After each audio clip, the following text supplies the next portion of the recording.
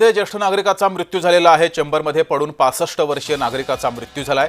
MIDC प्रशासनावर सदोष मनुष्यवधाचा गुन्हा दाखल करा अशी भाजपाचे माजी नगरसेवक मोरेश्वर भोईर यांनी मागणी केली आहे।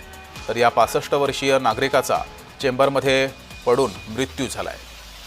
धक्कादायक घटना ही डोंबिवलीमध्ये घडली आहे। या प्रकरणी एमआयडीसी प्रशासनावरती सदोष मनुष्यवधाचा गुन्हा दाखल करा अशी मागणी भाजपाचे माजी नगरसेवक मोरेश्वर भोईर यांनी केली आहे। बाबू धर्मू चव्हाण हे त्या कुटुंबाचे आधारस्तंभ होते। ते वेठबिगारी स्वरूपात काम करायचे आणि त्यांच्या कुटुंबाचा ते उदरनिर्वाह करत होते।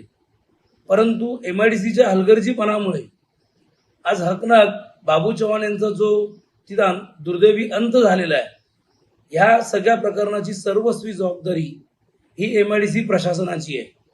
त्यामुळे या माध्यमातून मी मागणी करतो की एमआयडीसी प्रशासनावर सदोष मनुष्यवधाचा गुन्हा दाखल करावा, जेणेकरून जो हलगर्जीपणा आज बाबू चव्हाण यांच्या बाबतीत घडला तो पुन्हा घडणार नाही।